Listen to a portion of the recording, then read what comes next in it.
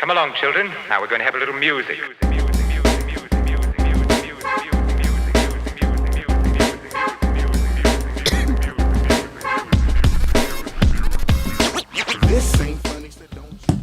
What's good? What's good? Welcome back to another First Cut Live. We are here for our Thanksgiving episode. Hope y'all are doing well. Hope y'all are feeling thankful. I'm feeling good right now, but I want to throw it to my castmates, my brothers, my sisters. Starting first of all with RB3 in the house. What's good, bro?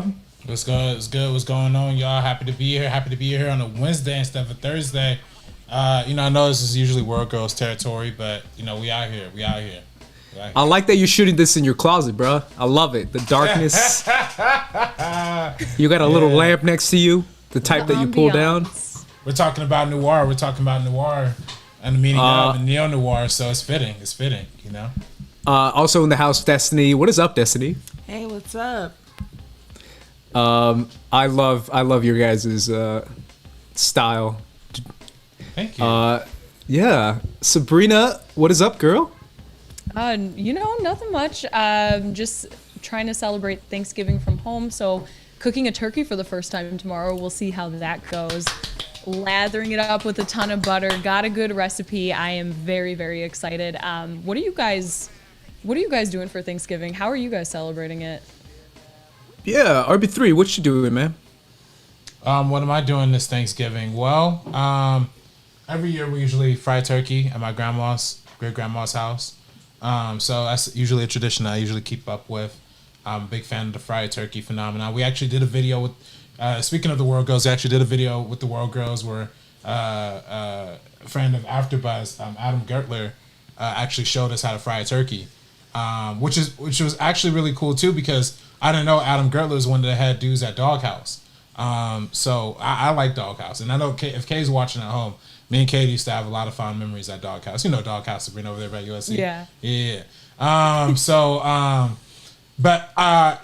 Fried turkey is my thing. Family time.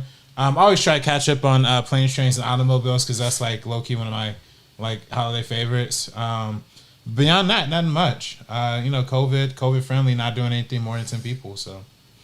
Yeah, that's definitely true. And it's crazy to think about. Last year, actually, I was in Los Angeles all by myself. None of my roommates were home. And Andres and I went to go see Knives Out. That was last year, man. Mm-hmm. Exactly a year ago at the ArcLight Hollywood. It was raining. It was cold. Nice. And I had a blast. I had so much fun. It was such a good time. That's a great way to spend the holidays. Come along, children. Now we're going to have a little music.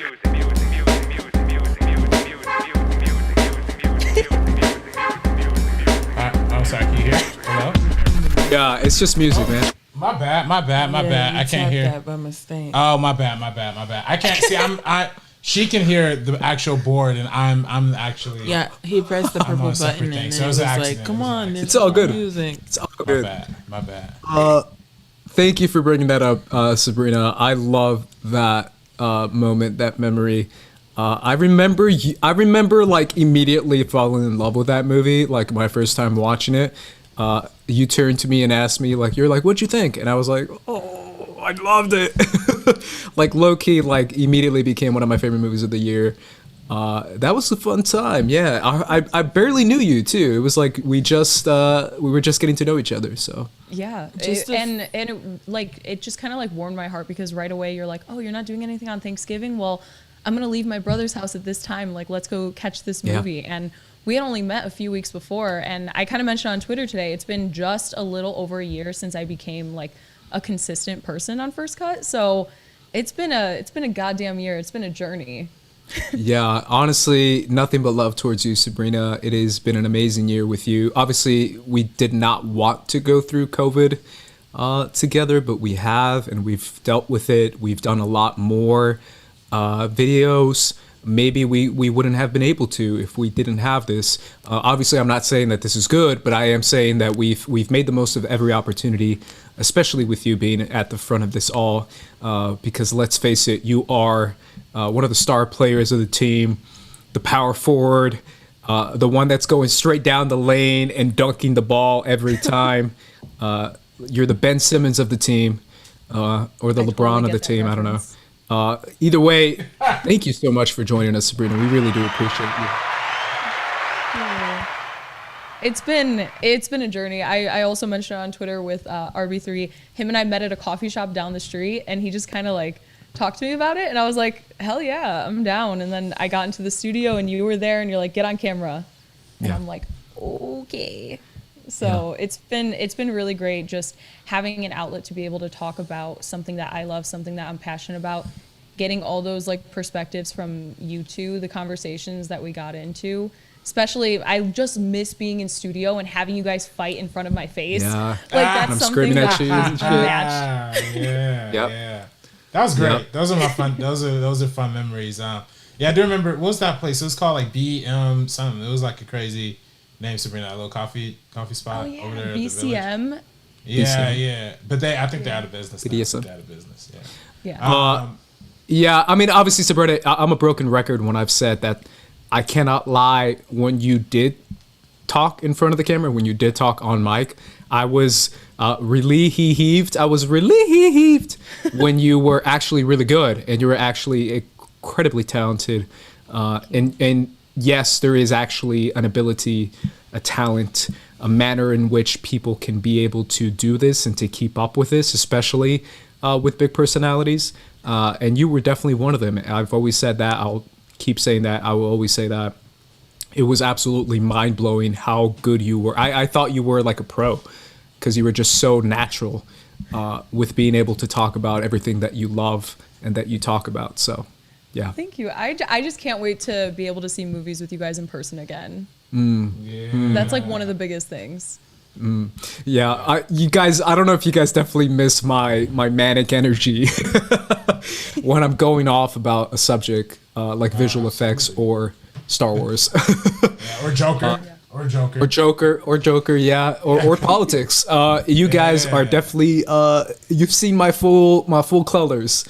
Not everyone has seen that, so I appreciate you guys And we for love putting it. up with me, especially during my Star Wars rants, which I usually keep to myself now. But in front of you guys, I will let it all hang out. But either way, I kind of want to keep up. It's been a minute, so I want to catch up with you guys. RB3, I mean, we have to talk about the elephant in the room. Well, first of all, we didn't ask Destiny what she's doing for Thanksgiving. Oh, absolutely, yeah. What are you doing? I'm just working for Thanksgiving. You're not doing anything cool? Going to work. I'm usually the person who cooks the majority of the Thanksgiving dinner for my family. So I'm avoiding doing that and going to work. And when I come home from work, I'll eat some of the dinner. Yeah. That's a strategy. That's good though, right? Because you feel like after like a hard day's work, you get a full blown Thanksgiving dinner. Period. Is that how you feel? Yeah. I feel like that's good too. I want that works. holiday pay rate. That's why I'm going to work. Yeah. But Time and a half. You can't go wrong with that. I mean, people don't know too. People wouldn't know watching at home, but Destiny's actually a really amazing cook in real life. So I'm sure whatever she was prepping for Thanksgiving, her family's gonna be missing out. Did y'all see that video that you probably didn't? Winston shared this video from who's the Cowboys like old school like receiver? He might have been receiver. I know who you're talking about. It's my mom's favorite player ever.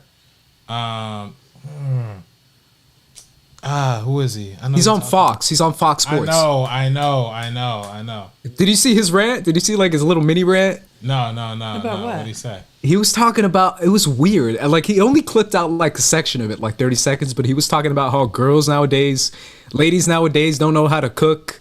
And he's like, ladies nowadays don't know how to cook. We need to bring back the recipes. Where the recipes at? And I was like, what ladies is he talking to? I know every lady that's like close to my age is like really good at cooking. Emmitt Smith. Huh? Emmitt it's Smith. crazy because I was Emmett Smith, yeah. Or Michael Smith, right? No, Emmett Smith. Oh, Michael. Emmitt You Smith. thinking of Michael Irvin? Michael Irvin. Oh, you thinking That's Irvin. who it was. Okay. Michael Irvin.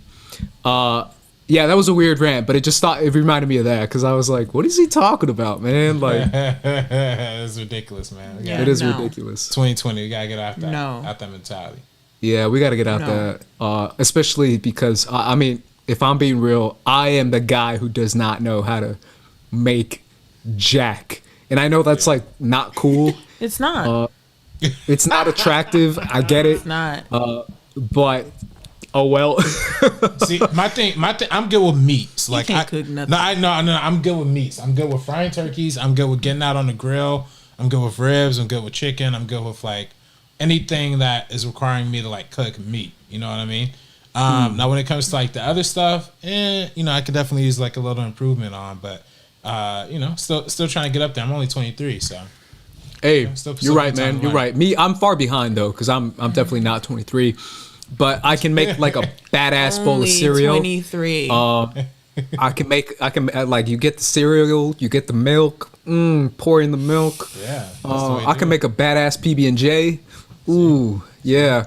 I can make I can make grilled cheese. I mean, I'm good with that. That's Green eggs kind and of ham. Real? that's kind of good, right? That's like high level stuff. That's Chef. That wasn't Chef, the movie. Jean Favreau. Yeah. Shout out to Jean he Favreau. did. He made a sandwich in that movie. Ace, he made a sandwich in that movie. Yeah. You did make a sandwich. Yes, I can make sandwiches, man. When I was a kid, Jack the Carl day donated before, $50 through Super Chat. Just Uh-oh. wanted to let you know you all rock and I hope you have a happy and safe Thanksgiving. Much love. the voice gotta go. Thank you so much, That was Jack. an interesting voice. What I was about to say was, when I was a kid, if I didn't have school the day before Thanksgiving, my mom would go to work and I would be there like chopping all the onions, grating all the cheese. Like, you Yeah. gotta get on it. You gotta get on it. You gotta get on know. it. I would like know. prep the whole meal and then my mom would just come home and cook it. I swear, I'm the black sheep of my family. I'm the only one who doesn't know how to cook. I'm the only one who doesn't know how to like rebuild an engine in a car. All my family are like auto mechanics and engineers, Well, and see, like I can rock with that. The rebuilding the engine, the whole gender role, like toxic masculinity conversation. If you're gonna say like, why can't women cook? I'm like, why can't you build a house? Why can't you fix a car? Why can't you like go to a plot of land, look at it, and look at me and say, I'm gonna build your house right here. If you can do that, I'll cook. But if you can't cook and you can't fix the car, yeah. Sorry, y'all. That's me. I can't. I can draw, kinda. When I was a kid, I was drawing. Lord Jesus. Meanwhile, These my millennials. brother was like That's the first thing that rating came to car mind. magazines. But either way, guys, we have to talk about the elephant in the room, and that's RB3's new job, bro. Ooh, yeah. How is that?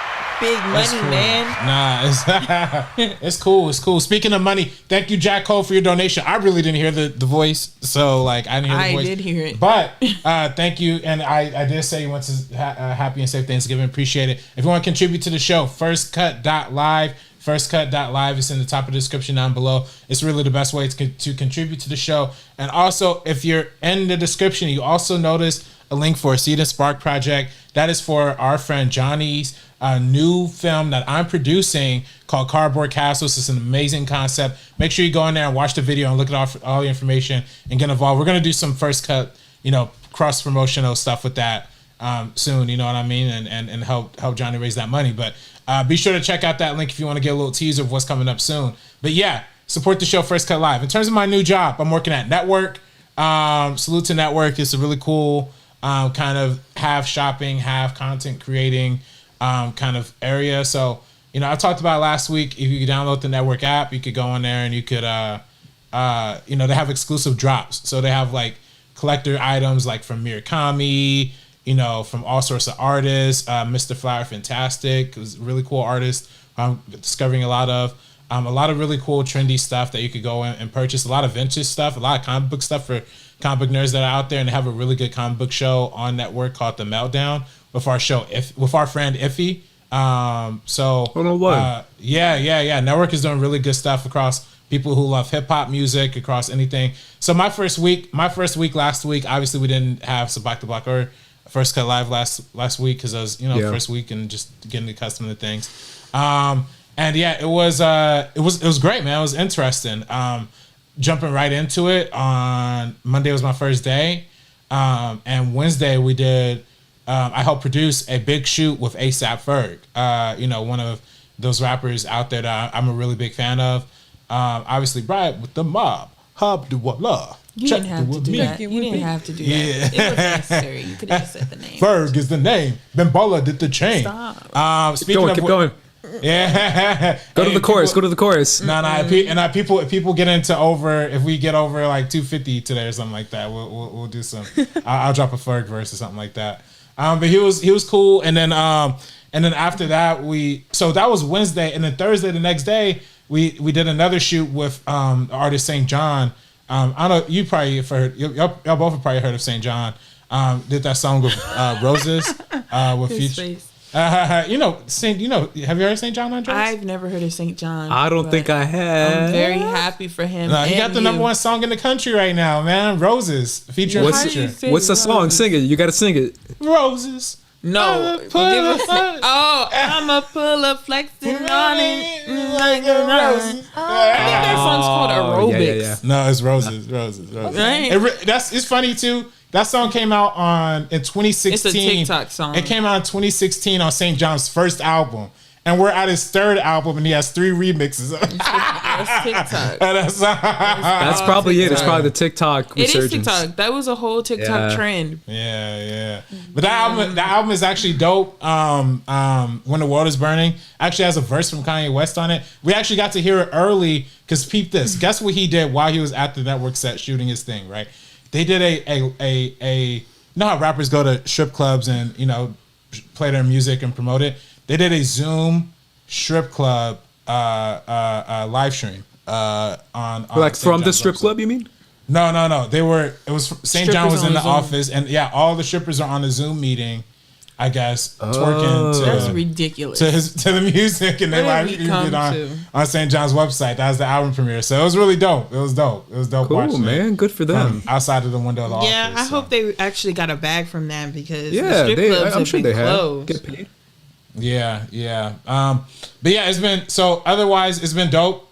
Doing really cool, doing really cool celebrity stuff, really cool objects. I'm starting to get more involved in what I'm been hired for, which is like writing and producing particular kind of content for network, which I can't really discuss right now, but it's gonna the Follow Network app is gonna be all on there. So it's really, really fun. I've been having a really, really great time, and I appreciate salute to everybody who I've been working with up there, and and salute to everybody at who's been a First Cut supporter and has been patient with us during this process, because having a job transition is a little difficult. So Yeah, for sure, man. And obviously you killing it. We will give you all the time in the world because we know how special and talented you are. So anytime you need, you deserve, and we know you're killing it over there. So obviously RB3's job comes first. That's for sure. Thank you. Thank you. Because we know you're doing it. Thank you. I just want to say, Jedi Chris, he said SEN's been so trash about RB3 got gentrified. I don't know about, maybe I didn't think you were gonna read that Well, one. maybe it didn't get gentrified, but I will say salute to Ryan Nielsen, who's took over for SEN daily. He's a really, really great host, and salute to our Seth Sabra too for joining as one of the co-hosts on SEN after I left too. So, and also Dwayne's. I'm sorry. Go ahead. No, I was asking Sabrina. Are you still there? Aren't you there still? Yeah, Oh, okay. they're on Fridays. On Friday. Oh, okay. I didn't confirm this with Christian, but I might pop in on Friday. If that's. Oh, no way. That would make me so happy. Friday, the day after Thanksgiving, you mean? Yeah. I don't think I'm working that day. So. Oh, you guys are still doing an episode though, right? I mean, are they? Yeah. Yeah. Okay. Beats me. Also, Doing an episode. salute to Dwayne in the chat. Dwayne's in the chat. He did a great job taking over the Inner Geekdom show and Showdown backstage after I left as well. So salute to Dwayne in the chat too. Yeah, Dwayne has been great. He's been killing it on that show. Obviously, I've been keeping up with Winston, talking to him a bit these past few weeks, and he's been telling me all about it, the Inner Geekdom show, and what he feels about it. And obviously, he's very appreciative of Dwayne. Very appreciative of you, RB3, obviously too, for doing that with him. He's been telling me about that. But yeah, man, you guys are killing it, man. You, Sabrina, Destiny, getting that bag. Andres, you killing it Thanksgiving. I guess. too. Andres, you killing it too, though, brother. You're about to become the next Star Wars champion. I know. We'll see. We'll see. Can't Obviously, either way, you know what? I'm gonna say something right now, though. I definitely want to talk about. I will be doing some. This is the reveal. It's not really a reveal because I'm sure it's gonna get like 5 views, but I don't care. I need to get it off my chest. I'm gonna be doing some Attack on Titan stuff these next few weeks. On here? Yeah, on First Cut. So make sure you guys tune in for that. Obviously, we are 2 weeks away. I from hope the you premiere. publicize it and get it to the anime people who need to see it. Yeah, that's what I'm hoping for too. I've written some anime stuff for Geeks of Color. You guys can check that out. Crunchyroll reached out to me. I did their new Only Equinox series, which is based on the Mayans and the Aztec people back in the day. So this is obviously a peninsula within the Mexican community and the Central American community. So they asked me to do that because we don't have a lot of brown people in these kind of stories. So now that we do, it's cool to be able to talk about it, to write about it, to read about it. So I've been doing that. I did another one I forgot. Oh yeah, I did a couple. I did Gods of Heroes. That was cool. But either way, check me out in the anime sphere, especially with Attack on Titan, because I'm going to be talking all about that probably weekly once the episode drops, because I need to get it off my chest. There's no other way to say it. Like, this is like one of my all-time favorite shows ever. So I'll be doing that for sure. And speaking of which, speaking of Attack on Titan, this has nothing to do with Attack on Titan. I wanted to talk about the kind of the Chappelle stuff. Have you guys been keeping up with this, RB3? Ooh, yeah. This was like 2 days ago. It's not really, I don't know if it's a news story, but it's definitely a curious story that I definitely want to get into. He had some issue. Do you know the story? You might know it better than I do, RB3. I don't want to butcher it. Well, sorry, go ahead. Oh no, I was just gonna say it's not a news story because he kind of has had like an ongoing beef with Comedy Central and everybody who has something to do with his show for like since the show was on. So I mean that's essentially, I think the same beef kind of carried over now. You know, like he wanted to, obviously he's one of the biggest comedians in the world. Some would even argue, some even put him in the conversation as the greatest. You know, some would. No. I mean, I don't know, but I mean, you know, he did the whole Mark Twain thing. Either way, so I think, you know, he did. So he has obviously a big following, and he's bigger now than he ever was during the Chappelle show, right?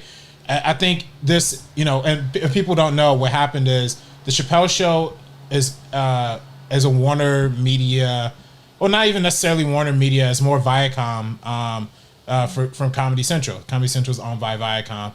So the show is currently licensed to both HBO Max and to Netflix. Now Netflix, obviously, we've talked about before in the past. Netflix has done a lot of business with Viacom. You know, things that, you know, don't do well on CBS All Access always go to Netflix. And you know, they just added movies too from Viacom. Yeah, exactly. Viacom movies, Paramount stuff. Of course, we talked about Avatar and The Last Airbender and Korra. All that. It's all Viacom property. So Viacom does have a relationship with Netflix, right? I think this, to me, and of course, Dave Chappelle was unhappy. He made the joke during SNL that, you know, his show was on both HBO Max and Netflix, and, you know, he famously said that he felt like he was getting traded more than his grandfather's slave. So that's not what he said. He said he was talking about his great-great-grandfather. He said, "Oh, I wish he could see me now because now I got sold more than he did." Yeah, so I was like, more than he did. Yeah. Well, see, and that's then, not an okay thing to say, but okay. I thought it was funny. I thought it was funny. I think, and there's truth to it too. Right? And you know, when people are like, he walked away from $50 million. You know, when he left the Chappelle show, yeah, I mean, he did walk away from $50 million. He also had already got paid $50 million for the second season of Chappelle's show too. So it's like, you know, the money was always there. Mm-hmm. If you look at the reasons why he left Chappelle's show, it wasn't necessarily because of the money. He said in multiple interviews, he was working like 20 hours a week. He didn't like the executives at Comedy Central.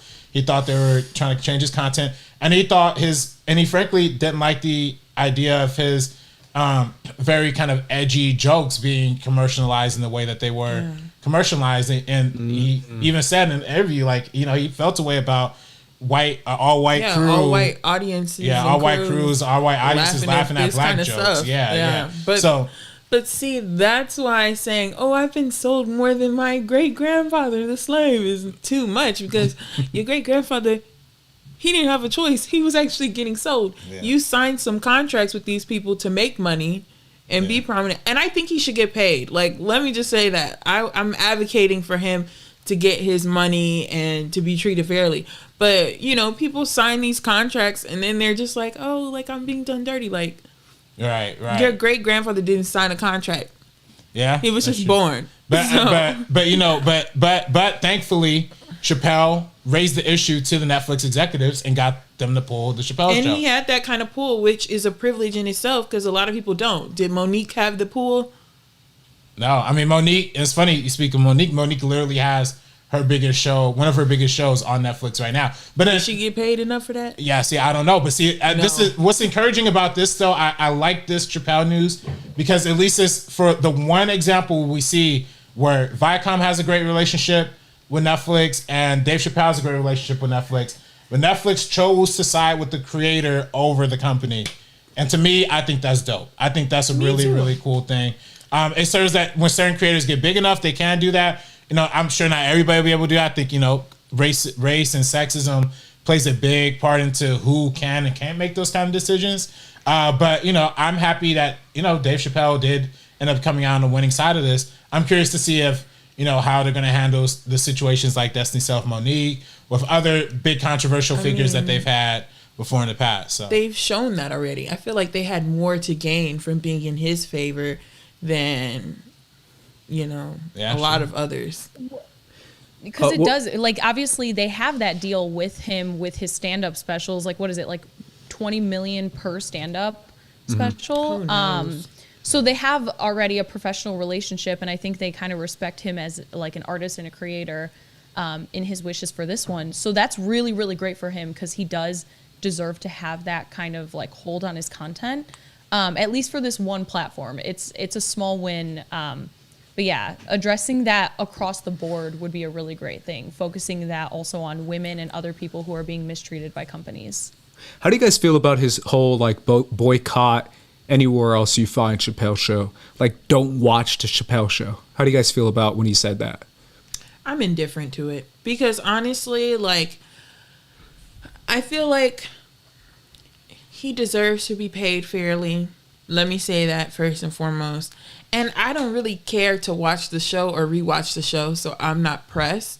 But I feel like if you're someone and you're paying your Netflix bill, you know, whatever, and you decide to watch it, or now it's gone, if you decide to watch it on HBO Max or whatever, I feel like that's your prerogative. I don't think there's any type of moral or ethical attachments to that because he got paid what he signed for, and he's already rich, and you know, he's not really being marginalized by these groups, in my opinion. And, you know, I won't say that I don't like Dave Chappelle because I do. I think he's funny. I think he's, you know, I think he's a pioneer of sorts in his industry. But do I think he's the most mistreated? No. Do I feel like he's the most marginalized? No. Do I feel like he's used his popularity to amplify the voices of women and people who are not Amy Schumer in his industry? No. So I don't really give a damn. And we argue all the time because I just started watching Key and Peele, and he's saying that Key and Peele are like stealing from, but Key and Peele are funnier than Dave Chappelle. So like I'm happy just watching that right now. I mean, you know, they're different shows. Key and Peele are funny as hell. They're funny. It's different shows. They're different. See, I remember, like, bro, like, Key and Peele's like my jam, bro. Obviously, I grew up with Chappelle show as well, but Key and Peele was like something my buddies and I got into back at work. When I started at my production company in LA, we would watch Key and Peele sketches like every other hour, and it's a way that my buddies and I bonded. Because not everyone in the crew, the cast and crew, was into Key and Peele. If y'all know what I'm saying, all the brown people and all the literally it was like two brown dudes and just like I was one of them, and it was just us two brown dudes and a black dude, and that was it. And we would watch Key and Peele like every time we had a shot, and we loved it. Destiny, can I ask what's your favorite sketch so far? I can't. But you know what? I have to say this first. Dave Chappelle, his sketches on his show are funny, but it's like funny and we're all laughing at him being black. Like, it's everyone laugh at black people. That's what it's saying. And you know what? That's cool, but it's like so much of a caricature that it's like, oh, this is for the white people to laugh at too. I feel like Key and Peele is kind of a little bit more advanced because I feel like it's for us to laugh at us. Like, it's the For You page for the blacks. The blacks. Well, I mean, I don't say that. I want to say that as for mixed N-words, people too. The N-words. Why you hate Key and Peele, RB3? I'm not hating. I like it too. This is N-word content. I love this Key is and an Peele. African only stream. No, look at how she's looking what she's saying. But I think I love Key and Peele. But I think, I like the Chappelle show a little bit more because I think it's a little edgier. But I do think I think, when what Destiny's saying is, like him, the whole show being about them laughing at black people. I think there might be another deeper reason as to why this whole boycott Chappelle show might be happening for Dave right now too. I think he might not be as proud of the content as he might have previously been. Like, I think even in his SNL sketch, I think personally, in his SNL work, you kind of see he still has it like an itching for it. Like, he still kind of wants to get back into his thing. But I think he wants to disassociate like the old Dave Chappelle with like the Dave Chappelle he is now. Because I think a lot of his, even if you go back to his old stand-up is like joke. Now you look at any stand-up he does, it's like 40% joke and 60% like political, like race dissection. You know what I mean? So I think that's kind of what he's trying to go into. But without the awareness to actually like not be problematic about trans folks. Yeah, well, my thing too, and I'm going to jump to you, Sabrina, because I know I want to hear your thoughts, is I honestly feel like a lot of people, especially this generation, don't know Chappelle, didn't grow up with Chappelle show, if I'm being honest. Like, the generation that's on TikTok, for example, didn't say like, oh, I remember Chappelle show. Like, I doubt they know who that is based off his Chappelle show. I think they know him based off his comedy specials and off his stand-up. Yep. But I'm curious for your thoughts, Sabrina. That's kind of how it is for me. I didn't really grow up watching Dave Chappelle, but I was very aware of his specials and his comedy shows. Watched a little bit of that later on. But Key and Peele was kind of the thing that when we were in school, everybody was showing each other those skits like on the internet in between classes and things like that. One of the funniest ones to me, I just think they're genuinely hilarious. Like the Cunnilingus class, I think that skit is freaking hilarious. So I remember watching that one and I was like, can you quote it? I'm not gonna on this stream. Everyone has to. I mean, if you don't want to.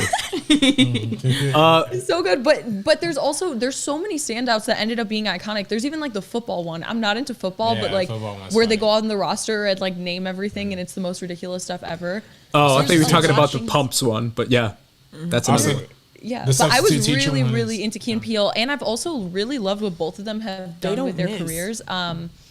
Keegan-Michael Key, he was in that like independent comedy film by Mike Birbiglia. What was it like? Yes, it was a Don't Think Twice or something. Yes. Oh, that's an amazing. Thank you so much, Sabrina. For nobody saw that movie, but it's an amazing film. That's an amazing film. Emotional, very emotional.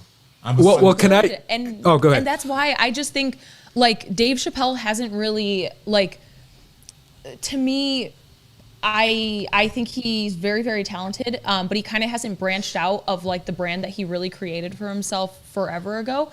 But like both Keegan-Michael Key and Jordan Peele have.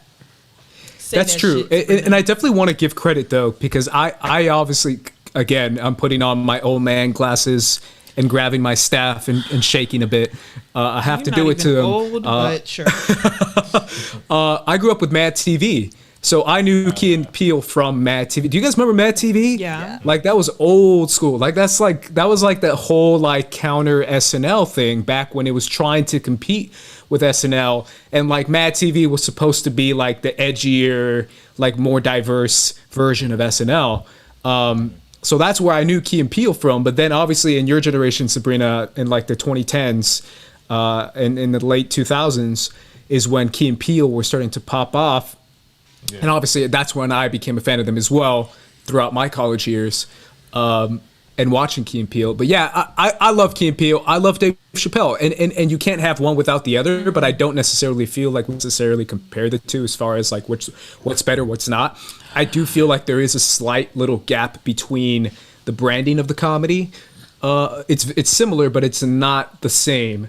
And I don't think it's fair to be like, well, he's not Dave Chappelle. Like, I don't think anyone is Dave Chappelle. So I also don't really understand like the beef, but I just don't really get why there's like any beef between the two of them. It started by RB3. That's why. No, it started by Dave Chappelle because he subs them and he tries to say that like he is the reason why they have the Key and Peele show, or that they kind of like bit off of him. That's his like little sneak joke, and he's the one who pointed it out to me. And I said, I don't give a damn. But before I even started watching Key and Peele, let me just say this: I put on the first episode of the Chappelle show. He's there, my little sister's there, and my best friend was there. We're all sitting on the couch, and I put this shit on.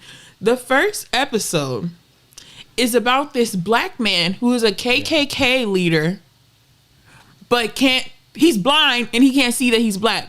That's like the most iconic. Did I need to see white people saying? But I don't know. It's like, it's for white people. It's for white people. It's for white people. Was produced by Jordan Peele. Okay, that's what Dave Chappelle is saying. That's what Dave Chappelle will argue. Okay. Anyway, the Black Klansman stole from him. Key and Peele is a little bit funnier because it's more educated and it's more for us, by us, about us. I'm gonna say that. I'm gonna stand on that. I believe in that. Dave Chappelle, although he has his value and I won't put him down, he literally put white powder around his mouth and pretended to be a crackhead. So let's talk about the social commentary of that, because did that advance us? Did that help us to laugh at that? Did that like? Well, I mean, it's comedy, but I think that's I think that's the reason why Chappelle's trying to move away from that being like it's too late. I feel like once you put the white powder on, it's too late, and you're not going up there and saying I'm sorry for the white powder. Okay, no, he don't need to. No, he doesn't need to apologize for that, because guess what? If you go to Comic-Con, you'll see people dressed up as disgusting as Tyrone Biggums. That's why you don't see any character from Key and Peele. I'll beat somebody's ass for doing that. I'll just be like, oh my god, we're literally in a crisis, and the black men are in jail. Nah, and you don't see anybody from Key and Peele. Get Dr. Omar in here. Costume. No, you don't see anybody from Key and Peele as a costume. That's my only point. Okay, so, well, yeah, maybe not the costume aspect. I'm trying to figure out where. Okay. So both are great in their own separate ways. I agree with Destiny where it's kind of it just feels a little bit more like aware of what it is, the Key and Peele's comedy. Even when they're doing like the one that they have wives and they're talking shit about their wives and they're like, I said bitch. And they like whisper it. All of those are funny. That's and it's not like always like offensive or anything like that. The Continental Breakfast one is just like iconic, and we see a little bit of Jordan Peele's like horror filmmaking shine in that one. We see that he has a love of horror, and I admire both of them for where their careers have gone. With Keegan-Michael Key doing that incredible film that RB3 said that he loved as well, and then what Jordan Peele's done. Well, can I say something? And I'm trying to bring this off this topic. Wait, wait. I'm sorry. Can I just mention one more Chappelle sketch? How about you don't say shit? Guys, come on. The Hollywood Uncensored Stories. Come on, Andres. You know the ones I'm talking about with Charlie Murphy. R.I.P. the great Charlie Murphy. The Hollywood Uncensored Stories are the single funniest things in the entire world. I remember me and my boy Steven Alvarez. Salute to Steven. He might be watching. He's a First Cut supporter. Me and Steven used to go and watch those Hollywood Stories. I bet you did. And we laughed for I bet you hours. Laughed your ass off. I bet you hours. I bet you couldn't control yourself. You were laughing so hard. Too funny. It was too funny. That's iconic. Iconic stuff right there. What I was trying to say is, I mean, obviously Key and Peele does their own thing, and that's kind of what they do. And they're able to branch out and make fun of like other stuff, like genre movies. They make fun of that. Yeah. Mm-hmm. They make fun of sports a lot. Obviously, Sabrina mentioned that too. but they also make fun of like other races, and they That's- dress up as other races. Yeah. They dress up a lot as like Latin brothers, as like Middle Eastern brothers. They do that a lot, and honestly, as someone who's like being made fun of, I don't mind, and I think it's funny, and I think it's fine. But it's one of those things where they're able to do. I don't want to say edgy, but like not super. You know what I'm saying? Like it's not like the most PC thing you'll ever see in your life. Like it's still kind of like making fun of other races. I hate when people They're say not edgy, pulling and I like hate a when people John say Mulaney. PC. Yeah, They're not pulling like a John Mulaney like clean cut comedy. I love John, yeah. but It's like still that's like clean. it's still as like clean mean, as possible. I like know. towards But, like but there's other the people. self-awareness Yeah. with it. When There's they're doing definitely it, you know self-awareness. that they're conveying exactly what they mean, and nobody can like misconstrue it. And I feel like that's why it's not offensive necessarily. Yeah, and that's why like you guys haven't even answered what's your favorite sketch yet. But my favorite sketch is always going to be the one that I quote literally in this show. I quote it literally all the time, and that is the Dominican baseball team. Oh yeah. Slap ass, Terrible. Yeah. ass, bro. I have to slap ass. Like that one is like perfection. And the guy with the He's got the big booty lisp, comes and in. he's obsessed with like slapping ass, and it's all like Dominican brothers. I joined the baseball team, and he's like, "Hey, I have just come from the other team, but I'm from the Dominican Republic." And then all the guys, "Oh, we are from the Dominican Republic. Oh, vamos." And then homie is like, he's like, "Hey man, after this we can all go dancing, pa pa pa pa pa." And he's like dancing, and his butt is like Booty. got like 2 pillows in it, and he's like obsessed with slapping butt. And he has to go to like therapy for it. It's so dumb, but it's so freaking funny. The way they shoot it, the way they direct it. My favorite line is, "Okay, we gotta talk about the elefante in the room. We gotta talk about it." Like it's still like my favorite quote ever. And it's kind of mean. Like it's making fun of like Dominican baseball players, but I think it's hysterical. So that's my favorite. I don't know if you thought of yours, Destiny or Sabrina. I can't think of them because honestly, I feel like they don't miss. Yeah. I feel like they're Sabrina, all you have funny. Oh, there's a bunch. All the ones I listed already, but then the couple one as well. When the couple breaks up and they're like chasing, I forget the Megan? name. Oh, yes, Megan or whatever. Yeah, like that one's so good. Those stress me out. That's like a series where she just pops up. Yeah. I love the random ones they have too, like the ones that is like for like everyone. Like the text one they have is kind of funny too, where it's like how different people read text. You guys have seen that one. That was like super viral. Right. Yeah, I don't know. I enjoy their stuff. I know RB3's a hater, but I'm it's not all good. hating. I love Key and Peele. I'm playing with you, bro. I'm playing. I love Key and Peele. I love Jordan Peele himself. Hey, look, what the freak out of this? Okay, look at this. I love What? showing this off because this is amazing. Again, us, right? Us. Yeah. You know. I remember. Yeah. We did like 3 videos on us. Yeah, we did. We did. Yeah, It was a great we time. did. We love that movie. Alrighty, guys, let's move on. I want to move on to this quick little Joss Whedon story. He was on a show. He was producing, executive producing, directing, writing. Like he was basically top dog of this show called The Nevers. I believe it was called. And it just got reported on Variety that he has left the project completely. Based on his own accord, which sounds fishy to me. I don't know about you guys, but it seems like a little weird that he just decided to up and leave. He released a statement about it saying that he was simply too exhausted and over it and too like not focused enough on the show to be into the show. So he decided to just peace out, deuces on this project. But either way, it looks like he was kind of mutually pushed out the door on this HBO show. I want to hear you guys' initial thoughts. Obviously, I'm going to go to you first, RB3, because I know you have thoughts. Yeah, so of course, Joss Whedon, right? I think this is all, whatever his statement is. Let's just go through the statement that you just said, Andres. You want to go through it? No, I'm not I was going trying through to it. No, avoid. I'm not going through it. I'm just saying, and I'm not saying going through it, but you're saying he said he's exhausted, right? I'm sure he's exhausted, but how can you be exhausted during COVID from work? Doesn't make sense. He's exhausted from one thing, all right, and that's the investigations calling up on him. And I think that's really what's at play here. I think the Ray Fisher stuff is gonna come back up. Is gonna come into I think, you know, obviously Ray's talked about how various departments and Warner Brothers have to be reported and all this kind of stuff. I don't know what the production deal with this one is, Andres. I don't know if it was with a Warner Brothers or HBO Max or something like that. It was.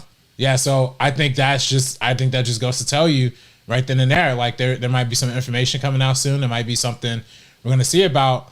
But either way, you know, I think this is a good thing. I think, you know, if everything that Ray Fisher is saying is true, which I have no reason to doubt a black man, you know, talking about, you know, being discriminated in the workplace, because that's just something that's too universal. So if everything he's saying is true, yeah, get him out of here. I don't want to see him doing any shows anymore. And that being said, I love the first Avengers. You know, Destiny's a big fan of Buffy. That's what I was about to say. So, I mean, I'm all, you know, like, I love the dude, you know, in terms, I love his work, you know what I mean? But if we're coming to a point where, you know, you're, you know, not even allowing a black hairdresser on set, or you're, you know, having a young, fresh talent, you know, it'd be one thing if it was like, you know, it would be one thing if it was like an A-lister who came out and said he was feeling bullied on set. But when it's like a first-time actor who's doing a big like movie like Justice League for the first time ever, and they're young, they're black, they're coming right off of Broadway, their first Hollywood movie, and they feel like they're getting bullied, they're getting pushed around, they're getting like kind of shunned out of the industry as a result. Like that's terrible and that's awful. So get them out of here. I'm out. I am completely uninformed and unaware of like the Joss Whedon controversy. So let me just preface everything I'm about to say with that. So then this story happened. On Halloween, I was around these people for this dinner. Someone brought up Joss Whedon, and I was like, oh my God, I love Joss Whedon. Blah, blah, blah. Like, I'm saying, like, I love him. I'm the Black Buffy Summers, like, everything. And everyone in the room, it wasn't that many people, AKA, like, it was COVID. But everyone in the room was like, and then the one white lady who said it was like, yes, finally. And I was like, wait a minute, bitch. If you're saying yes, finally, I don't want anything to do with what you're saying. Because I can see in your eyes, that you have a white woman's spirit. And she was saying like, yes, finally, someone understands. I was like, yeah, retract, it's like that moment where it's like, see, they said so. They said it, not me. No. But yeah, go ahead, Sabrina. The thing is, like, he has done incredible work. There's absolutely no doubt about that throughout the past few decades. But so much has come out up until this point as well. Just him firing an actress over like pregnancy and like changing her entire arc and making it something insane, ruining her character, ruining that like legacy in Angel, I believe it was. And then his ex-wife accused him of being like a fake feminist and just further like pushing his ideas onto people by pretending to be like PC, like whatever. So there's all of this. And I 100% agree with RB3. I would just rather not see him do anything, especially if this is around Warner Brothers. They're under so much heat right now because there's a lot of issues that they really haven't addressed or they haven't addressed properly. And this is kind of one of them. And I know they're in the middle, but they had insider people investigating into the situation. It's like, why would anybody want to trust that? Like people that you hire to investigate your company. Yeah. Which like, usually means not an investigation. Yeah, and I don't trust any of that. I'm just happy to see him not doing another project. I don't think if people treat actors, cast, crew, whatever it is on set, if they treat them poorly, they should not be at the front of a film. I don't care how talented they are. I don't care what they've done before. If you mistreat the people that are working underneath you with like a power dynamic, you shouldn't be working. Yeah, even though it's so common and it still happens all the time, I 100% agree with you. I'm on the mentality of if there is someone who shows an attitude that just is just not good and it's negative and it's detrimental to the rest of the cast and the rest of everyone around them, whether it's on set or off set, I feel like, yeah, get rid of them. I don't think there should be a second thought to that. And I know there's always the star effect as far as like, well, if they're famous, they can get away with it. I hope we're starting to get away from that. And I know RB3 and I have had this conversation a million times as far as like, when is too much too much? But I've always we've always agreed that get them all out. Who cares? Like, oh, if we get them all out, then we're not going to have any talented people. And there's plenty of talented people that are not assholes and that are not jerks and that don't put people down on purpose. So I'm totally on board with that. However, I definitely want to echo what Destiny was saying. I grew up with Buffy. I mean, obviously, Buffy premiered, I believe, like 95, 96. And I was actively watching the show when I was far too young to watch it, but I love the show. It's one of my all-time favorite shows, Angel, Buffy. I mean, obviously, a lot of people are fans of Firefly. People are fans of The Avengers. These are all things that I still think you can be a fan of. I'm going back and rewatching Buffy right now, actually, and I'm enjoying it. And I think you can still enjoy this type of stuff. You could still feel some type of way, but still acknowledge it and enjoy it for what it is. I think it's time now, though, to take away power from people who have kind of gotten a little too power hungry and a little too high off their own power. I think now is the perfect time to do that. And I think he's definitely one of them. Sabrina, going back to what you said about him kind of doing what he wanted to on set and harassing people and being like, all right, I'm gonna write you out. All right, I'm gonna do this. You got to do what I say, or otherwise I'm gonna do whatever because I'm the head dog in this show. That kind of mentality is got to be weeded out. And it's fine to be like, remember that, and still watch it and love it, but it's not okay to permit him to continue to do that. Yeah, I agree. Yeah, I think hey, listen, if he wants to come back and take some time away and apologize and make things right, and put some, maybe there's a way you could put Ray Fisher in a position where he could benefit or flourish or something like that, or he could put some talent on that could do something good. I'm all for, I'm for a redemption arc, right? Like for some people, absolutely not. But I think sometimes people can learn their lessons. I think what Joss Whedon did, at least it wasn't like a sexual assault or like something violent or something like that. Like it was abusive and it was like mistreating, but those are human behaviors that I think you can evolve with over. That is possible to evolve from and able to like correct. Maybe not through necessarily working in the industry as a director, but maybe in putting good people into positions that they should be put into. So if there's a way he could right his wrongs through that level, then that's gonna grave you, or at the very least apologize and acknowledge what Ray Fisher was saying was right, because people are attacking Ray Fisher still for this whole situation too. So I kind of think that there's no hope for him. Period. Because also there's so many other things that people don't really talk about. He had a script for Wonder Woman that actually leaked terrible. And it was super sexist, ridiculous. And it was just an awful take on the character. I really don't think we can really redeem him. So he did something great one time with Buffy, but I don't want him to be helming this type of content. To respond to what you said, I just don't think that it's 2020. I don't think that there's a place, a space, or nor do we have time for a white man apology arc. I don't think we need a redemption arc. I don't think we need an apology tour. We don't need any PR statements. We don't need any interviews. I think that people who have done wrong at this point, they should just be using the pool that they have to amplify, make space, and advance the people of color and the girls and the gays and the theys. That's it. I don't why are we giving them more chances? Yeah, my thing is like, it's fine. Like you left a good legacy. Like you did your thing. Cool, man. That's awesome. Like you can like ride off into the sunset and be like, peace. Yeah. Deuces, out. You got plenty of money. You got plenty of stuff in your name. You got plenty of royalties. Like you're good. You don't have to keep doing stuff. And I know a lot of people, I mean, I remember you talked about Wonder Woman, Sabrina, but also Batwoman. was supposed to do that as well. Oh yeah. Movie. yeah. Batgirl, I think. Batgirl was the movie. Stop putting any movies about women in the hands of Joss men. Whedon. Like, have you Well, guys in the not hands learned of your men, lesson? Period. Yeah. Why are you giving this to men? It's Wonder Woman. Why would you? Yeah, I know that's funny a too. when damn you think joke. about It's it. because of Yeah. Buffy. do Like, they it's do honestly this? because of Buffy. Like, that's the only reason why.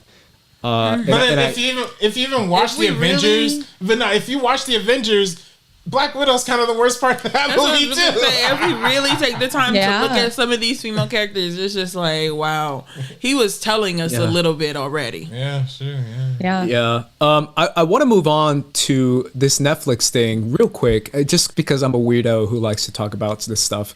But Netflix has recently reported, I don't know if you guys have heard about this, I mentioned it to you guys beforehand, that they're investing, I believe it's quite a bit of money. Let me look up. Netflix is investing $1 billion into their Albuquerque, New Mexico production company called ABQ Studios or Albuquerque Studios. That says here that they will bring along 1,500 construction jobs as well as $150 million in capital expenditures into the state of New Mexico and into the city of Albuquerque. They are very much, for several reasons, trying to make Albuquerque and New Mexico kind of a new hub for filmmaking and for studio productions. Instead of other states and cities that have been very popular. Famously, Netflix has shot a lot. For example, Stranger Things is shot in Atlanta. Apparently, Stranger Things is going to move their production completely from the Atlanta studios into this new Albuquerque studio. That's actually transitioning in between the actual season they're shooting, which is kind of insane because they almost never do this, but they're really going out of their way to leave Georgia and try to make New Mexico the next big movie making state. Apparently, Zack Snyder already shot his new movie here. There's been a couple other movies that have been shot here using these studios and using these production offices. So they're trying to make New Mexico the next hub for it. And this actually started with Breaking Bad. I'm sure you remember this, RB3, when Breaking Bad was looking for a state, and they settled for New Mexico. I forgot what they were looking for. I think they were looking for the California desert, right? And it was like too expensive. Dirt, sand, Yeah, sun. something like that. Yeah, I think they were looking for that, and then New Mexico gave them like a pretty good price as far as shooting, and they decided to just, hey, let's just shoot this in New Mexico, and that's kind of what started the production process as far as making New Mexico a place where you shoot stuff. I'm definitely curious to hear your thoughts on this, guys, because obviously it's always good to bring business into places that don't have that many businesses, and this happens to be one of them. Any thoughts from you guys?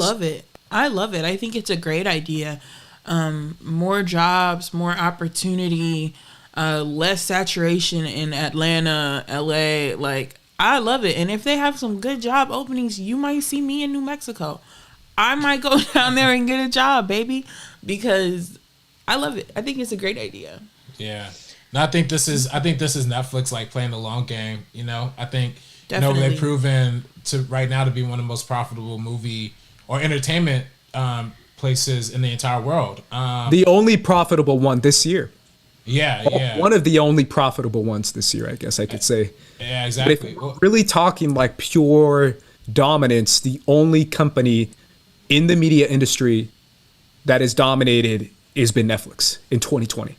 Right. That's it. Right. And I think this is a play towards that. I think this is, now that they have the acclaim, the clout, they have the Oscar-winning directors and the talent and all that stuff. I think they're really honing in on making it a full-fledged movie studio. Because right now they do a lot of acquisitions. Like they buy stuff from festivals. They buy entire companies. Like you and I have talked about Ace, how they buy a lot of anime companies.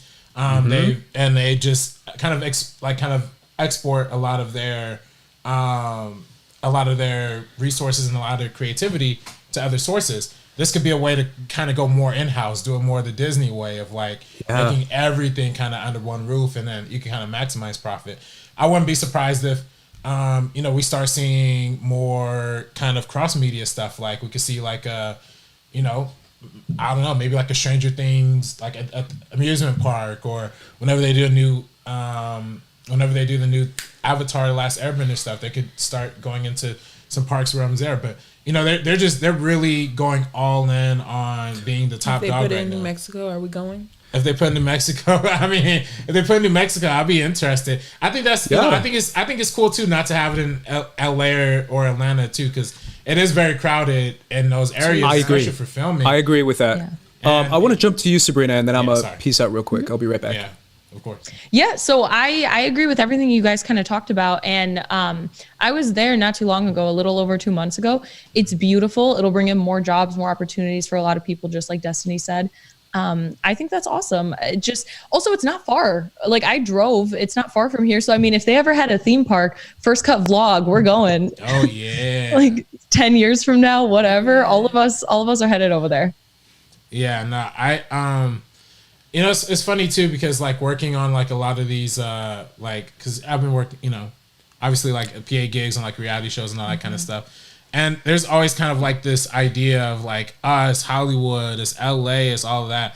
I kind of like this idea of like decentralizing the industry to make, at least to make it feel like more accessible. Cause I feel like a lot of times people think of Hollywood as like this inescapable thing, oh, so far away. But I think having it in more towns like New Mexico, like Atlanta, and I think Atlanta, yeah, that was a big move too. Yeah, Atlanta's big, yeah. Yeah, and I think having more of that kind of stuff is good for other economies. So yeah, you know. That's my thing. Last year, was it last year? No, it was a couple of years ago. There was a report on the new Amazon headquarters studios that were being built, and there was bidding in every state, and they're like, what state's gonna get it? And there was a lot of smaller states, southern states, that were like, hey, please come here, give us the jobs, and they went with New York, which is kind of the most like deception move you can possibly make, because they don't need it. New York doesn't need it. States like, I don't know, West Virginia, Mississippi, those states need it. They need the income, they need the jobs.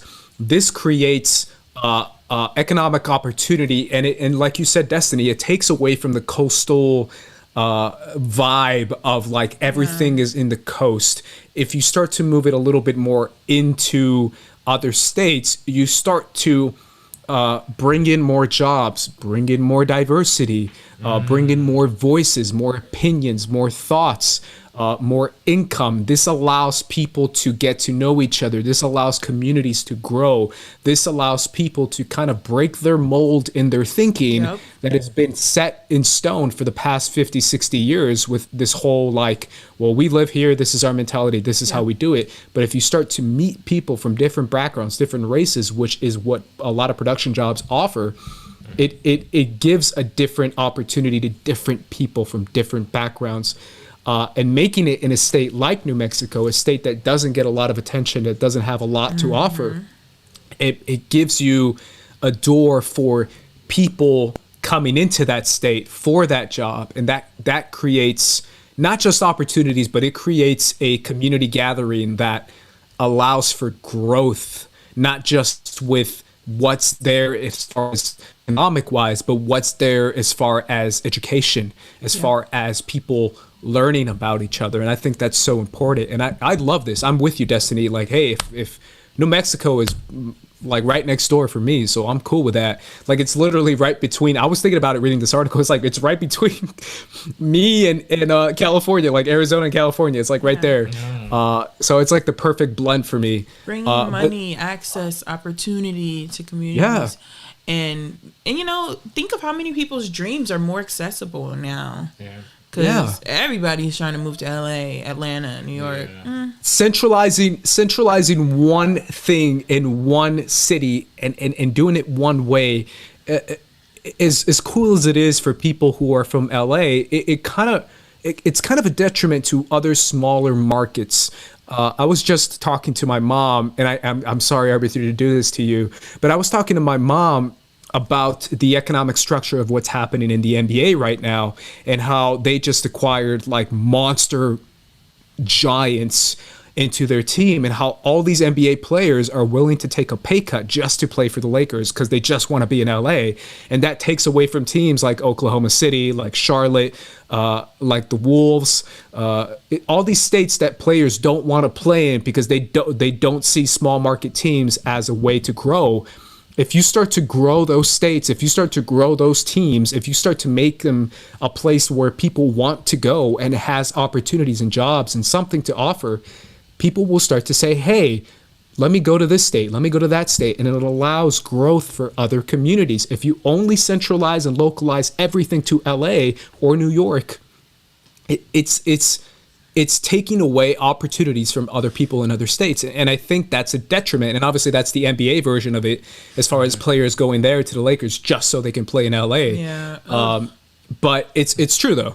But it's one of those things where that's the same thing when it comes to other states and other economic opportunities when it comes to the film industry, where if it's only LA or if it's only New York, because there's a lot of New York production jobs too, it doesn't allow for voices to be heard in other communities. And I really feel like that's the key. The goal is to have good, you have New Mexico, you have Atlanta, you have New York, you have LA, you have all this different opportunities. Austin is another one.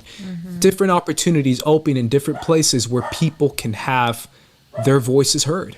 Also, I don't know if you guys mentioned when I dipped out for a second, but like the cost of living is so much cheaper too. Yes. Anywhere outside of Los Angeles. Los Angeles is so expensive.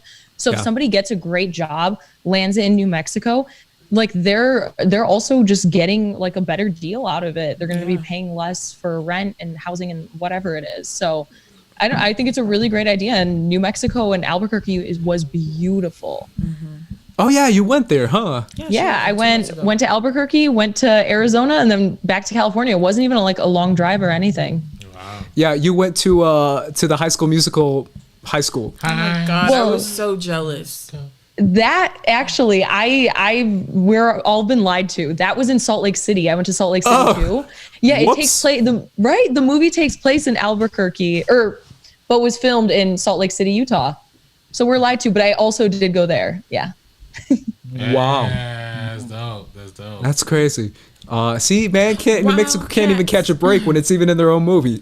No, literally. Why not just make it Salt Lake City then at that point? Yeah, or why not just go to New Mexico and shoot it there? Yeah. That's the last thing in my notes, guys. I don't know if you guys have any other thoughts or comments. I don't, but we are getting some Streamlabs coming in. Oh, we are. See, Cinema Gorilla just sent in a Streamlab. Again, people, if you want to contribute to the show, firstcut.live, firstcut.live is in the top of the description down below. And listen, we've been told we have a really nice website when you donate. It's definitely nicer than, if you go to like any other pages, Streamlabs or whatever. So make sure to check that out, firstcut.live, firstcut.live. What's the Streamlab? Oh, this is let me see here. Give me one second. Give me 1 second. Give me 1 second. Just let me pull it up. Let me pull it up again. Firstcut.live. People, if you want to contribute to the show, give me 1 second. I'm pulling it up right here. Some Cinema Gorilla. And obviously, if you donate over the $10 tier, it will be read out loud. That's why that voice had read the $50 donation earlier on YouTube. And if you want to hit the YouTube super chats too, that's all good too. But we prefer the Streamlabs. Cinema Gorilla. Here you go. You want to read it? Sure. All right. He said, say it, Sabrina. Say it, RB3. Say it, Andres. Especially say it, Destiny. Period. No, he literally said period. Epic show and conversation. Keep saying what needs to be said because the black and brown opinions of our generation matter. Oh, thank you. That's so sweet. Thank you, Cinema Gorilla. And we That's didn't really say anything nice. about Larry Lease. Thank you, Yes. Larry Lease. Larry Lease, what did he read? Happy Thanksgiving to you all. Happy Thanksgiving to you. Oh, thank you. Shout out to my girl Coco. She was on here earlier. Oh, yeah, Coco's in the chat. Thank you, Coco. My baby. Checking in. Can we let's do a little super cheesy Thanksgiving thing and let's Wait, we're not talking Wonder Woman? What's up? We're not talking Wonder Woman? Oh yeah, let's do that. Real But quick. then let's get to the cheesy thing after. Yes. I'm yes, excited. yes. Wonder Woman's going to HBO Max. This was something announced Wait. last week. It is now free to stream at HBO Max if you have HBO Max. I believe with all my heart, literally all my heart, that this is the decision that had to be made. The only decision, in my opinion. I've been saying this forever. I've been wanting a big movie of this nature to be streaming on a platform. I think that's the best way to go. Obviously, we've had this new COVID spike throughout the country. It's affected so many communities in so many states. The best thing that you can possibly do is release a giant movie like Wonder Woman into your streaming platform to drive up your numbers, drive up your engagement, and drive up your subscriptions. And at the same time, give people the chance to watch this movie on Christmas. I think that's amazing, and I think it works. I don't know about you guys, but as soon as I read this, I was like, yes, this is what I've been waiting for. I'm angry.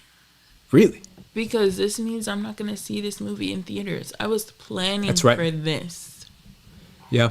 That means you're going to see it on streaming, which means you will probably not see it in theaters unless you want to. If you live in a state that has it. But I got a projector recently, so I'm just saying that if all of us in the future want to watch Wonder Woman on HBO Max with my projector, we can pretend it's a movie theater. I'll make a Wonder Woman themed charcuterie board and I'll be there. Yeah, charcuterie board, and I'll make some popcorn because that's my contribution, and then we'll watch Wonder Woman. We'll have that kind of communal experience again. But I agree. This isn't what I wanted, but it makes sense. They're definitely going to be losing money out on this. But look what happened with Tenet. Damn, they're moving stuff upstairs. You mean the number one look movie what in happened the world? with Tenet. You mean the number one movie in the world? It's seriously. They were saying that every 5 seconds. I was like, this is the only movie. it's because it's the only movie, the only movie in the world. Literally the only movie that was released. Movies are But back. it's just crazy because I don't think they could push back this film any longer. It's already had so many release date changes even before COVID. So it's like just give everybody what they want. I think coming out around Christmas time, letting a lot of people see this film is also something. We talked about it with Soul, but this as well. People just be at home. It's an HBO Max price. Like young women can check it out. And we talked about it with Mulan. I'm sorry to interrupt, Sabrina, because I wanted to give you the chance because I know you were a big vocal person who was like, hey, if you did this with Mulan, it would have been better, right? Yeah. Well, if you like the $20 or $30 that's what I mean. It's like sucks. they're not charging for it. Yeah, exactly. That makes it so much better for me. I know that it is going to lose money, but it makes me happy that maybe a lot more people are going to have their eyes on it. You know, I feel like there's pros and cons to the situation, but the pros are outweighing the cons just a little bit. You will go get those subscriptions to HBO Max. There's a lot of stuff coming up. So people aren't just going to use their free trials and dip out. We got Justice League. We got everything coming. So people will subscribe because a lot of people don't subscribe to HBO Max. That's the thing. That's why this is perfect because this is need. my thing. I'm an executive. I'm a person who's starting to look at the numbers and I'm starting to look at the release dates and I'm saying, wait a minute, COVID ain't going away. It doesn't seem like 2021 is the end-all be-all for COVID as far as movies just popping off left and right. Let's face it, our availability to when to place this movie in the release schedule of 2021 is tiny. For 2022, it's small as well. I'm looking at an opportunity where, you're right, Sabrina, I might lose some money, but guess what? HBO Max doesn't have a lot of subscriptions, and movies don't really exist anymore. Like, we don't see a lot of movies released at all. We get maybe one a month on streaming, and it's maybe watchable. It's one of those things where this is perfect in every opportunity. You jump up the subscriptions. You get out a movie that a lot of people can talk about during the holidays. You do it during a time where a lot of people want to watch movies, which is during Christmas. I see nothing but wins in this because I don't see a path to victory if they decided to release Wonder Woman February 2021, because guess what? Probably you can't. It would have to move again and then again and then again. I just feel like giving it to other people, giving them the opportunity to watch it is kind of the best way to go. And it's a win-win on both sides. Yeah. Yeah. I mean, I'm sorry. It is a win. It definitely does hurt a little bit to know the kind of long-term impact of this. There's a part of me that wishes that the Warner Brothers model would have switched to Wonder Woman and the Tenet thing, because I think Wonder Woman would have done a lot better in theaters, like as being like the first big movie. Like the big movies are back. That would have been a much better transition than what Tenet was, right? So it is kind of sad. I do at this point, you know, like I could say all I want, like, you know, I want theaters to be back open, and I want, you know, big movies to be in theaters so we could, you know, continue to support the theater industry. But like, you know, the health experts are saying that's not possible. The science, the data is telling us it's not possible. Stuff is still getting really real and very nasty out there. I feel like we're about to, at least in LA, we're really approaching another like stay at home order. Like seriously, like we're almost at that point. And Rightfully so. Yeah, rightfully so. Cause you know, some of y'all goofballs don't know how to wear a mask and act right. So, but you know, that's what I'm hoping, you know, like we don't know what the future is. We don't know what the reality is. I hope that this vaccine thing could, you know, come through sooner than later, but you know, it's not looking projected till mid 2021. So kind of part of me wonders if theaters are going to open after a vaccine, or if we're getting close to a point towards a vaccine where they start opening. When will that begin happening?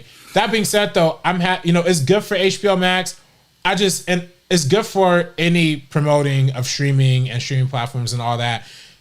And you know, it's funny because as COVID is kind of turned, you know, my traditional argument on First Cut has always been streaming first, and as COVID turned, my argument has been more of like theaters, like we gotta support theaters, right?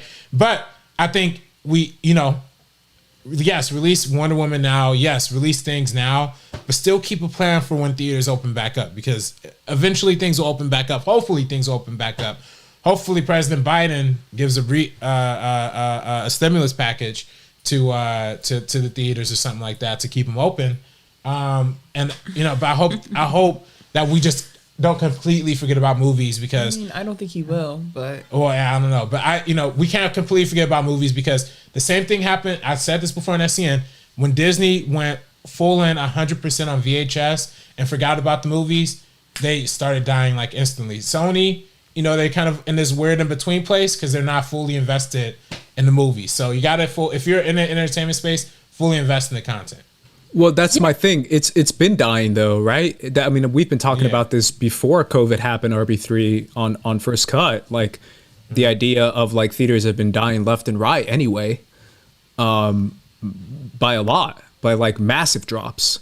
I remember we had that conversation one of the first times that I hung out with you. That was something that we talked about. It's something that's very, very, like, I don't know, it's ahead in the conversation, but specifically Wonder Woman, like I said before, that it already had so much like release date issues, even before COVID. It was supposed to come out December 13th, 2019. Then it was moved up November 1st, 2019. Then it was delayed to June 5th, 2020. And then that's when we got in the limbo, of course. And I just don't think it can be pushed back any longer. That was kind of what I said in the beginning. It's losing its momentum. Put it out, especially around Christmas time. Families are going to be able to watch it. We don't have big movies on streaming to watch. There's not any of those out. So I just think that this is kind of like this cinematic experience that we can have at home. This is the closest that we can get to it. But think about this Christmas though, because you know it's funny. You know, Christmas at the movies has been a tradition that me and my mom have done literally every year. Since as long as I can remember. And you know, there's always like the big Christmas Day releases like in theaters. Now we're seeing Soul, Wonder Woman 84. Now if I'm not mistaken, Andres, that new Regina King movie, One Night in Miami, is also releasing on Christmas Day. So now we're literally looking at the streaming platforms. It's like the big Christmas Day releases. Gather around the TV, folks. Well, that's what it is. That's the future, right? I mean, we've been seeing how streaming has been taking over regardless of COVID, regardless of stay-at-home orders. Streaming has been rising while theaters have been falling. 2019, we saw basically an entire studio, an entire company take over the movie industry, with Disney having 8 of the top 10 movies in the top 10 box office of the year. That was insane.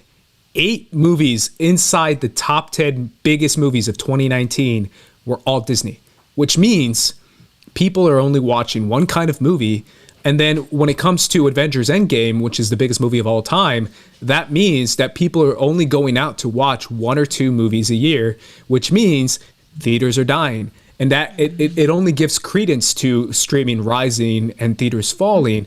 The problem is 2021, which was supposed to be the biggest year in movies ever, is looking like it might look a lot more like 2020 because it doesn't look like there's an end in sight for this COVID nightmare. So movies that are like coming out in March, I'm like, is it? Coming out in April, I'm like, is it though? Like, these are the kind of movies now that I'm starting to realize like 2021 might be another dump year as far as like, let's wait for 2022 and see what that happens. So, but you know, people will subscribe to HBO Max and watch Wonder Woman 84. I'm already subscribed, so I'm happy. And they only give you a 7-day free trial, so you're gonna forget about it and become a subscriber. And you know, it's gonna work out. They only give you 7 days. They're gonna make that chunk. Yeah, they'll definitely. This is the best thing they can possibly do when it comes to marketing because they have the opportunity to bring up their numbers, which were pretty bad apparently. Apparently, they were the lowest, one of the lowest of the streaming services. So this is perfect for them. You get to pump up your numbers. You get to have people join the service and give it a shot. And maybe they'll fall in love with other HBO shows that are on there or something like that. And we're getting a lot of really great streaming releases kind of up until the end of the year. So I think that's really exciting. Obviously, we got stuff like Borat. We have that Christmas film with Kristen Stewart and Mackenzie Davis that I think came out like yesterday. Mm-hmm. There's a lot of that stuff. And like you mentioned, One Night in Miami, it's being released in theaters on Christmas, but then coming to Prime mid-January. So, so I think it's cool because more people are gonna be able to watch films that they definitely would not see in the theater. So like having like One Night in Miami come out on Prime mid-January, I like that too. I like the idea of having Wonder Woman coming out right now because even if theaters weren't open and if things were a little bit better, it still would have to be limited capacity. They still wouldn't be making that money back regardless. So at least they're gonna be making that chunk of change. People are staying safe, being at home. And then more people are probably gonna have their eyes on it because of that free trial that they might forget about. But even then, a month subscription is like 1 movie ticket. Yeah, and I'm sorry, go ahead. Go ahead, man, yeah. Oh, no, I was going to say, well, you know, it's funny because, you know, my script is completely flipped on HBO Max. Because when it first launched, I was like, man, this was weak. It's disappointing. Da-da-da-da-da. But, like, as you're kind of digging through it, and they added a lot more since they launched, too. They added the entire Matrix trilogy, the entire Friday trilogy, and a lot of, like, really cool originals. Honestly, they might be on one of the upper ends in terms of the streaming because they have both the HBO content and the HBO Max content, which is actually really good. The HBO Max, they have a Magic and Bird documentary that they got on there. Oh, and I watched the Fresh Prince reunion too. Yeah. I feel like that could be its own separate topic almost. Well, that's my thing. My thing is like HBO Max it's not everyone's favorites, but it's definitely one of my favorite streaming services, if I'm being real. Yeah. A conversation for another time, because I'm looking at the clock right now, is what's going to happen to prestige movies and Oscar movies and like award movies. I'm curious what you guys think about that as far as releasing those movies, because I'm starting to be like, that, who knows? I want on streaming. That is what I want on streaming. And that when I have been arguing for over the years, you know what he's gonna say. For award movies and small movies and independent movies on streaming is because they don't play in theaters where people like myself can watch them. So that is, for me, I want to see the blockbusters on the big screen. But when it comes to something like a Whiplash, when it comes to something like a Get Out, when it comes to something, what's another big awards movie? Even Parasite. So many people, I was like talking about Parasite. So many people hadn't gotten to see it. Yes, but me, RB3. You know what I'm gonna say, right? What you gonna say? What? I'm on the opposite of that, and you know that. I've been saying this for years. Only. Yeah. Oh yeah. I've been saying, I'm the ArcLight guy, bro. Like I go out of my way to watch movies that are tiny, like itty bitty budgets on the big screen on purpose. Like I want to give those movies my money in theaters. versus the big movies that I'm just like, if those, I mean, I want to see the big movies in theaters too, but the little ones, I go out of my way to see those on the big screen on purpose because I want to literally give my money to those movies. And I think agree, you enjoy it a but lot more. Oh, sorry. I agree, but I think we're also very fortunate where we have the ArcLights. We have all the small theaters around Los Angeles. You're right. But if Not you're everyone in a has different area, that. you don't have that. So it makes it a lot more like inaccessible for those people. And then 100%. if it comes on streaming, like Portrait of a Lady on Fire hit streaming earlier this year. Obviously, we know Parasite hit streaming. People were able to finally see these movies, but after they had already been talked about at the Oscars, after everybody's already raving it up, 100%. and they didn't get that opportunity. And so I'm thinking more about them. We're still probably going to be able to watch like the Marriage Stories and the Portraits. Like we're going to be able to watch those in theaters because we have our small ones in Los Angeles. But for That's the people very true. that can't, it's cool.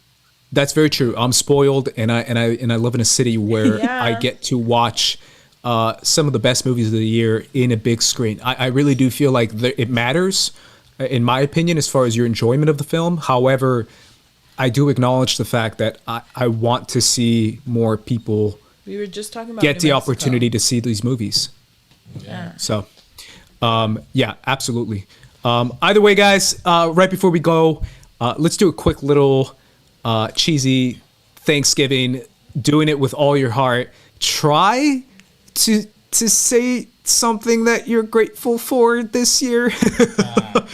Because I know 2020 has been quite a year, and it's definitely something that we don't necessarily think that we want to be grateful for. But let's go around the table, our Thanksgiving dinner table, and say something that we're grateful for this year. How about that? I'll start with you, RB3. What am I grateful for? Well, I'm grateful for a lot of things. I'm grateful for unemployment for holding it down for me during the pandemic. That was a joke. I'm grateful for I'm grateful for family, friends, obviously, people in my life. I'm thankful for Christian and Mark and SCN and all those people for 4.5 years of absolute fun and a great time, an amazing time. I'm thankful for the new people who I'm working with at Network. Salute to Abazar, salute to Dorian, White Dorian. There's another dude I work with named Dorian. You call him White Dorian? Well, I don't call him that, but I have to have some sort of internal register, right? Of course. So, I do the same, but that's funny that you do it out loud. Nah, I don't call him. I've never called him that to his face. But salute to Dorian. Salute to that Dorian. Salute to Lauren Wilson. Salute to all these amazing people I've been working with at Network. Salute, and of course Andres, Sabrina. I'm very thankful for y'all. This show wouldn't be the show without you guys. Literally, this past year, First Cut has been some of the most exciting times of my entire life. We've seen so much growth. I'm gonna get to you. I've seen so much growth. We've seen so much growth in First Cut. We've had so many amazing guests, from our amazing Josh Trank interview to like our Lindsay Ellis interview to some of our really fun stuff. Yeah, that's great. And of course, last but not least, don't even say I gotta it. be thankful I don't for wanna my hear amazing, shit. beautiful girlfriend, Destiny, I don't want to hear anything. who has came into my life in the beginning of 2020 and has fortunately stuck around since. So I'm very thankful for everybody in my life because of that. So sweet. Flush it. Oh, sorry, and I guess I meant to make you last because you're special, but also I forgot to say Kate. Thankful for Kate as well for all of the work we did together on Timestamp and our friendship over the years as well too. Destiny. I'm not gonna say anything because I was just gonna say him, but then like. Oh, we can say multiple things. I'll say I'm grateful for my family and my friends for keeping me afloat through what has been a really tumultuous year, like in a lot of different ways. I'm thankful for employment and, a place to live, somewhere to lay my head, food to put in my belly. That's good. Sabrina? Yeah, that's all like really beautiful stuff. This year has been very difficult. I'm grateful for my family and friends that have been there with me through everything. Been a lot of up and downs, I know, not just for myself, but for everybody. But I'm grateful that I'm able to live here and survive and, you know, keep going with this high rent and everything. Guys, freeze the rent for a little bit or something. Rent is too damn high. Yeah. Yeah, my family, my friends, this channel, even just reflecting on this week, but last year, us getting ready to go see the film. We filmed a video. We saw a bunch of movies the week before. Just like going from that till now, it's crazy. I think at that point there was like 600 subscribers or something, and now we're like halfway to 4,000. Like, it's all happening really quickly, and it's just going to go quicker from here on out. Obviously, we were halted a little bit. We had lots of plans, but we made so much with what we had. Super, super happy to have both of you in my life. Happy that RB3 introduced us to Destiny. Grateful for that. Grateful for Mackenzie, Eliza, my dad and my sister, everybody over there, and of course, Brandon. He's making dinner. Hi, Brandon. Hey, man, cooking? What? No, I'm kidding. Yeah, he in the kitchen. That's what we run in this household. Fight. Hey, as long as Brandon's in there making them sandwiches. Okay. Bro, I gotta learn, Destiny. I gotta learn. You do. I can't be with my PB&Js. Ain't no more. You should just get on I gotta step up my YouTube. game. This is the ultimate time to just get on YouTube and learn how to cook. Yeah, make some bread. Yeah. There's so many people. So Kasha, they go if step you by didn't do step. that at the beginning of quarantine, what are you even doing? Yeah, I know. I'm gonna start with you guys. I'm obviously grateful for you guys. Thankful for you guys. I've said it a million times, but I'm gonna say it again. I appreciate you guys every time. You guys are the show. You make it. You produce it. You star in it. You do everything. I feel like the more and more time goes on, I'm more of like step back and see you guys triumph and ball out every night. And it's amazing to me. Like it actually makes me happy to see you guys succeed. When I see you, Sabrina, on SEN, when I see RB3 on SEN and doing his own stuff on network, that makes me happy. That's something that is exciting to me, to see you guys kick ass and ball out. So I'll start with that for sure. And then I will echo meeting Destiny. I think that's one of the best moments of this craziness, is getting to know you more, Destiny. At least that's for sure. somebody loves me. Wow. Yeah. And then obviously my number one thing is family. My family has literally saved me in this COVID nightmare. I don't know, COVID-19. So I'm grateful for them to be able to get help from my brother, get help from my family in Arizona as far as like staying with them when I need to and going back to LA, going back and forth. So I'm grateful for them. Grateful for basketball. I've said this a million times, and this might be the weirdest, dumbest, ridiculous thing I've ever said, but I really do honestly love the sport of basketball so much, and I really do feel like it gets me through hard times. It gets me through down times as far as like I feel like crap. I turn on some NBA and I feel better. It's definitely very therapeutic for me, so I appreciate the NBA. I appreciate the bubble. I appreciate them coming back. And Suns undefeated in the bubble, boy. Period. We still undefeated. Still undefeated. But either way, The season's over. yo, we still undefeated. Ain't nobody Let can him take that have away what from he us, man. has. Just let him have what he has. Period. That's like the first victory we've had in like 10 years. Exactly. So I'll take it.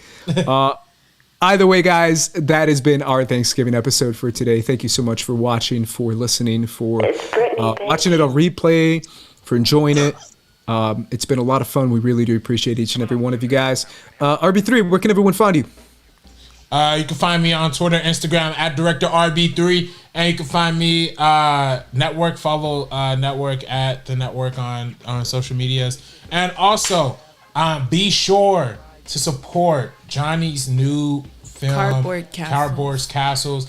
It's a very, very exciting project. Very beautiful, very inclusive. It's a very diverse cast and crew behind it, and it's a really lovely story that I think could really propel really far into the future. So be sure to check that out. PC donated PC. $20. I'm grateful for you guys. I can't cook neither. I bought Snoop's cookbook to try cooking but kinda already gave up. It's too much work, lol. Destiny, you are a queen. Aww. Thank you, The PC. Destiny stands be coming through. I love you guys. Destiny Hive, It's period. very true.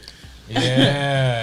And be sure, if you want to support any more last second donations, firstcut.live, any donation over the $10 tier is, will be read out loud. But again, Twitter, Instagram, and support Johnny Spill. Destiny. Follow me on Instagram and on TikTok. I'm gonna pull a Kate and be like, follow me on TikTok. Destiny.analia. There you go. Sabrina. You can follow me on Twitter and Instagram at Sabrina X Monica. Also on Twitter at Sabrina on Film and patreon.com/Sabrina on Film. Obviously, guys, I'm at Squad Leader Race. You can follow me there on Twitter and Instagram. And First Cut TMO, follow us there and subscribe to First Cut if you haven't done so already. Thank you so much for watching. We really do appreciate you guys. Have a happy Thanksgiving. For the First Cut crew, we are peacing out. Peace. Come along, children. Now we're going to have a little music.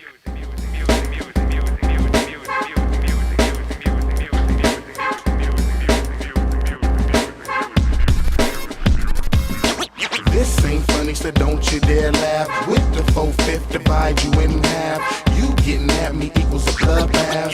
You do the math, take you out the equation. This ain't funny, so don't you